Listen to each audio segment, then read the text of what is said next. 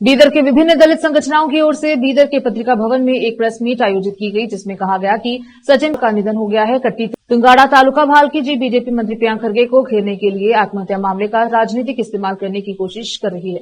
Party नेताओं द्वारा जो किया जा रहा है उसकी बीदर में विभिन्न दलित संगठनों ने कड़ी निंदा की है। यह दुर्भाग्यपूर्ण है कि बीजेपी मौत के मामले को राजनीति के लिए इस्तेमाल कर रही है। इस प्रेस मीट में राजकुमार मूलभारती, चंद्रकांत निराटे, राजकुमार गुनल्ली, महेश गोनालकर, संतोष एनकुरे, विष्णुवर्धन वालदोड्डी, अमृतराव मतंगीकर, सेरश घांगरे के अलावा अन्य लोग उपस्थित रहे। केपी न्यूज के कैमरामैन पपुराज का कवरेज।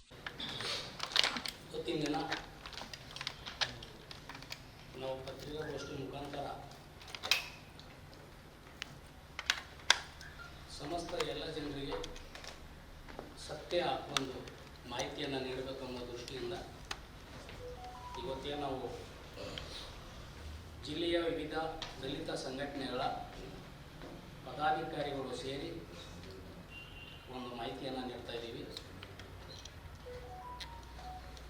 ಏನು ನಮ್ಮ ಸಚಿನ್ ಪಾಂಚಾಳ್ ಅನ್ನಂಥ ಏನು ನಮ್ಮ ಬೀದರ್ ಜಿಲ್ಲೆಯ ಭಾಲ್ಕಿ ತಾಲೂಕಿನ ಕಟ್ಟಿತೂವ ಗ್ರಾಮದ ವ್ಯಕ್ತಿ, ಅವರು ಏನು ಆತ್ಮಹತ್ಯೆ ಮಾಡಿಕೊಂಡಿದ್ದಾರೆ ಅಂಥೇಳಿ ಒಂದು ಮಾಹಿತಿ ಹರಿದಾಡ್ತಾ ಇದೆ. ಇನ್ನೊಂದು ಮೊಟ್ಟ ಮೊದಲನೇದಾಗಿ ಈ ನಾಡಿನ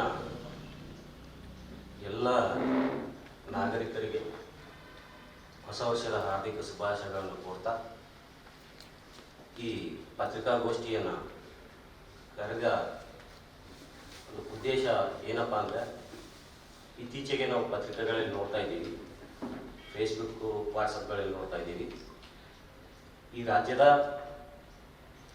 ಜವಾಬ್ದಾರಿಯುತ ಸ್ಥಾನದಲ್ಲಿರ್ತಕ್ಕಂಥವರು ಒಂದು ದಲಿತ ಸಮುದಾಯಕ್ಕೆ ಸೇರಿದಂಥ ಪ್ರಭಾವಿ ರಾಜಕೀಯ ನಾಯಕರು, ಸರ್ಕಾರದಲ್ಲಿ ಸಚಿವ ಸ್ಥಾನವನ್ನು ಹೊಂದಿರತಕ್ಕಂಥವರು, ಅವರಿಗೆ ಸುಮಾರು 40-50 ವರ್ಷಗಳ ರಾಜಕೀಯ ಹಿನ್ನೆಲೆ ಇರ್ತಕ್ಕಂಥ ಒಂದು ಪರಿವಾರದಿಂದ ಬಂದವರು ಸನ್ಮಾನ್ಯ ಶ್ರೀ ಪ್ರಿಯಾಂಕ ಖರ್ಗೆ ಅವರ ಬಗೆಯನ್ನು ಪತ್ರಿಕೆಗಳಲ್ಲಿ ನೋಡ್ತಾ ಇದ್ದೀವಿ. ಕಟ್ಟಿತುಗಾಂವ್ ಗ್ರಾಮದ ಸಚಿನ್ ಪಾಂಚಾಳ್ ಅವರು ಆತ್ಮಹತ್ಯೆ ಆಗಿದೆ. ಮೊದಲು ಅವ್ರ ಆತ್ಮಕ್ಕೆ ಶಾಂತಿ ಸಿಗಲಿ, ಅವ್ರ ಕುಟುಂಬದವರಿಗೆ ದೇವ್ರ ಶಕ್ತಿ ಕೊಡಲಿ ಅಂತ ಕೇಳ್ತೀವಿ. ಯಾಕಂದ್ರೆ ಆ ಯುವಕ ಒಬ್ಬ ಗುತ್ತೇದಾರ ನಮ್ಮ ಜಿಲ್ಲೆಯವರು. ಫಸ್ಟು ನಾವು ಮಾನವೀಯತೆಯ ದೃಷ್ಟಿಯಿಂದ ನೋಡೋಣ. ಅದಾದ್ಮೇಲೆ ಇವತ್ತು ತುಂಬ ನಮ್ಮಿಬ್ಬರು ನಾಯಕರುಗಳು ಚರ್ಚೆದಲ್ಲೆಲ್ಲ ಮಾತಾಡಿದ್ದಾರೆ. ನಾವು ಪ್ರಿಯಾಂಕ್ ಖರ್ಗೆ ಅವ್ರ ಪರವಾಗೂ ಅಲ್ಲ, ಬಿಜೆಪಿ ಪರವಾಗೂ ಅಲ್ಲ, ಯಾರ ಪರವಾಗೂ ಅಲ್ಲ, ಬಿಜೆಪಿ ಮತ್ತು ಕಾಂಗ್ರೆಸ್ ಪರವಾಗಿಲ್ಲ ಅನ್ನೋದು ಎರಡೂ ಸ್ಪಷ್ಟವಾಗಿ ಹೇಳ್ತಾ ಇದ್ವಿ.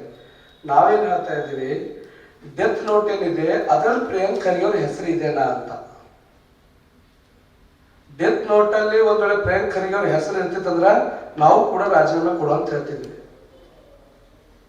ರಾಜು ಕಪ್ನವ್ರ ಮಿನಿಸ್ಟರ್ ಇಲ್ಲ, ಏನ್ MLA ಇಲ್ಲ. ಒಂದ್ ವೇಳೆ ಅವ್ರ ಜೊತೆಲಿ ಇರ್ತಾರದ ಅವ್ರಿಗೂ ಕೇಳಬಹುದಿತ್ತು. ಯಡಿಯೂರಪ್ಪ ಸಾಹೇಬ್ರ ಜೊತೆ 4 ಜನ ಯಾರೋ ಓಡಾಡ್ತಾರಂದ್ರ ಅವ್ರ ಜೊತೆಲಿದ್ದವ ಮನುಷ್ಯ. ಇದು ಥರ್ಡ್ ಪಾರ್ಟಿ ಇದೆ. ಸಚಿನ್ ಪಾಂಚಾಳ್ ಒಂದು ಸಾವಾಗ್ಯದ, ಅವ್ರಿಗೊಂದು ನ್ಯಾಯ ಸಿಗಬೇಕು. ಇದು ಮಾನವತಾ ದೃಷ್ಟಿಯಿಂದ ಕರೆಕ್ಟ್, ಒಪ್ಕೋತೀವಿ ಅದಕ್ಕೆ. ಇದ್ರ ಒಳಗಡೆ ಕೈವಾಡ ರಾಜು ಕಪ್ನವ್ರವ್ರದಿದೆ, ಪ್ರಿಯಾಂಕ್ ಖರ್ಗೆ ಅವ್ರದ್ದಿದೆ, ಮತ್ತೊಬ್ರದ್ದಿದೆ ಇದೆ ಅಂದ್ರೆ ಅವ್ರಿಗೆ ಶಿಕ್ಷೆ ಆಗಲಿ ಸರ್. ನೀವು ಉದ್ದೇಶಪೂರ್ವಕವಾಗಿ ಡೆತ್ ನೋಟಲ್ಲೂ ಹೆಸರಿಲ್ಲ, ಅದಕ್ಕೆ ಅವ್ರ ಸಂಬಂಧನೇ ಇಲ್ಲ. ಪ್ರಿಯಾಂಕ್ ಖರ್ಗೆ ಅವ್ರ ಬಗ್ಗೆ ಅವ್ರ ಮನೆ ಮುತ್ತಿಗೆ ಆಗ್ತೇನೆ ಅಂತೇಳಿ ಒಂದು ಜವಾಬ್ದಾರಿಯುತವಾಗಿರ್ತಕ್ಕಂಥ ಬಿಜೆಪಿಯ ರಾಜ್ಯಾಧ್ಯಕ್ಷರಾಗಿರ್ತಕ್ಕಂಥ ವಿಜೇಂದ್ರ ಅವರಿಗೆ ಒಂದು ಪ್ರಶ್ನೆ ಕೇಳ್ತೀನಿ. ಇದಕ್ಕಿಂತ ಮುಂಚೆ ನಿಮ್ಮ ಸರ್ಕಾರ ಇದ್ದಾಗ ಏನೇನು ಅನ್ಯಾಯ ಆಗಿತ್ತು, ಎಲ್ಲರ ಮನೆ ಮುತ್ತಿಗೆ ಹಾಕ್ತಿದ್ರು ಅಂದ್ರೆ ಇವುದು ಸ್ವಾಗತಾರ್ಹವಾಗಿರ್ತಿತ್ತು. ಏನು ಉದ್ದೇಶಪೂರ್ವಕವಾಗಿ ಪ್ರಿಯಾಂಕ್ ಖರ್ಗೆ ಅವರ ಪರವಾಗಿ ನಾನು ಮಾತಾಡ್ತಾ ಇದ್ದೀನಿ ಅಂತಂದ್ರೆ, ಅವರು ದಲಿತ ನಾಯಕ ಅಂತ ಹೇಳಿ ನೀವು ಟಾರ್ಗೆಟ್ ಮಾಡ್ತಾ ಇರೋದು ಇಡೀ ರಾಜ್ಯ ನೋಡ್ತಾ ಇದೆ. ಯಾಕಪ್ಪ ನೀವು ಇದಕ್ಕಿಂತ ಮುಂಚೆ ಆಗಿರ್ತಕ್ಕಂಥ ಮರ್ಡರ್ಗಳಲ್ಲಿ ನೀವು ಸ್ಟೇಟ್ಮೆಂಟ್ ಕೊಟ್ಟಿಲ್ಲ? ನಿಮ್ಮ ಸರ್ಕಾರ ಇದ್ದಾಗ ಯಾರ್ಯಾರ ವಿರುದ್ಧ ಯಾರ್ಯಾರ ಮನೆಗಳಿಗೆ ಮುತ್ತಿಗೆ ಹಾಕಿದ್ರಿ?